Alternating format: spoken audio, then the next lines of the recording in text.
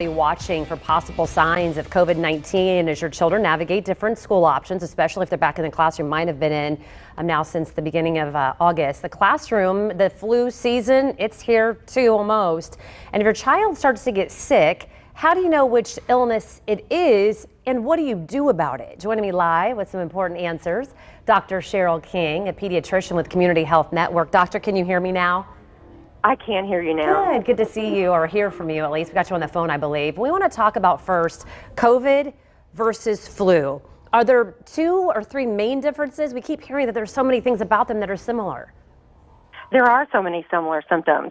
The biggest difference is that the COVID-19 can cause loss of taste or smell. That's the biggest thing. Of course, in children, you may not know that. They can't tell you that so much. But you're right, many of the symptoms are very, very similar. Fever, cough, difficulty breathing, fatigue, sore throat, runny nose, muscle aches, headaches. Vomiting and diarrhea are more common in children.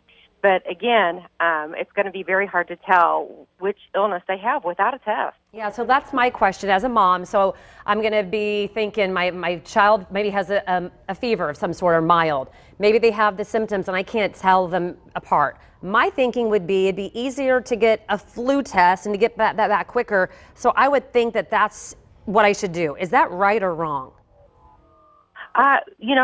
I guess it would really just depend on what's circulating at the time. Okay. We do tend to see, flu run in a season. And if we start to notice that a lot of the kids come into the office with flu, then that would probably be the first thing we would test.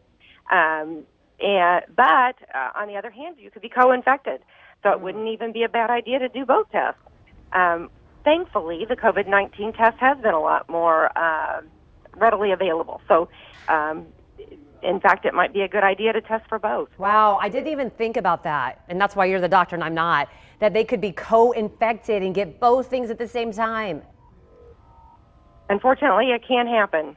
Oh, goodness. Okay, so let's talk a little bit about which one spreads, do you think, more easily? I mean, we know they both spread, but we are hearing so much about COVID. Does it spread even more than flu, or are they about the same?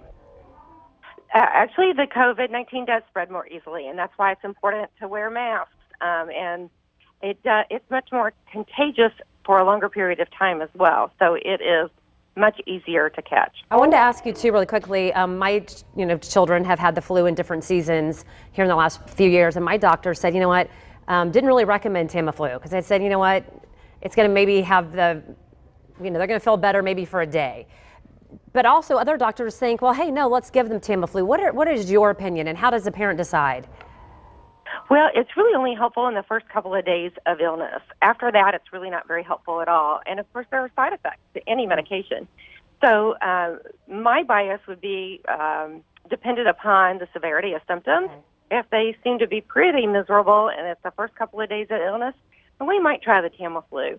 But if they're not too miserable, and maybe just some Tylenol and fluids would be helpful, then I would probably just recommend that and forego taking a medication that might have some side effects. Dr. Cheryl King, thank you so much. Pediatrician with Community Health Network. We got you on the phone and on Zoom. Appreciate you working through the issues with us this morning.